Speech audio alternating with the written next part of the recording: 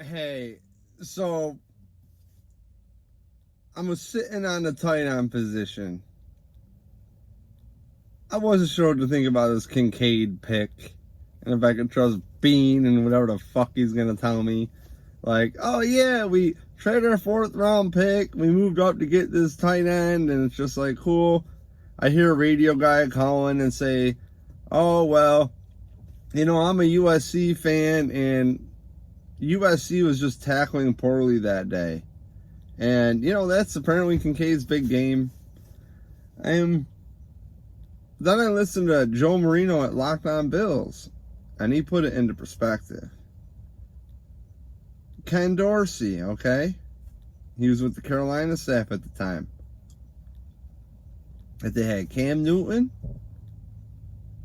Jeremy Shockey, and Greg Olsen. I was a big Greg Olsen fan because of fantasy football. I could always take him. And every year they'd be like, oh, he's going to fall off. He's old. So then Joe Marino broke down that essentially the targets to McKenzie, pretty much I took from this conversation I listened to with himself, that those targets could go right to Kincaid. And I thought that made a lot of sense. Now, is it a different offense than Dayball? Yes, sure. But our correspondent, Ben Gramado, was really stoked about O.J. Howard coming to the Bills. He got cut. We made a video before that I could do a cute little edit to be cool. But go back, get me one more view. And we did a video week of the LA Rams game across the ticker, O.J. Howard, 2 touchdowns. We're like, damn, well, the Bills did blow out the Rams, but, damn, O.J. Howard could still be nice on the team. So it's a little bit awkward to hear about McKenzie tearing up camp, and then in the season it wasn't as much of a tear up, and then at the end of the season we find out Stephon Diggs is doing what he does. Which is he's always productive, he's showing up, he wants to be part of the team, he wants to win, and it's not about money why he's acting up, and I think he is trying to find a way to hold Josh Allen accountable without blowing him up, without the organization, doing his thing. Sean McDermott pretty much said in a presser that Diggs wasn't there when he was. This is all stuff that's unfolding. So when I look at the offense where the Bills wanted to have 2 tight ends out there before the start of the season, and they get Kincaid, I wasn't really sure what to think, because frankly in life I've had a lot of shit going on, and breaking down a million prospects before the draft is hard. I'm always a fan of the day of the draft, especially day 2 and day 3.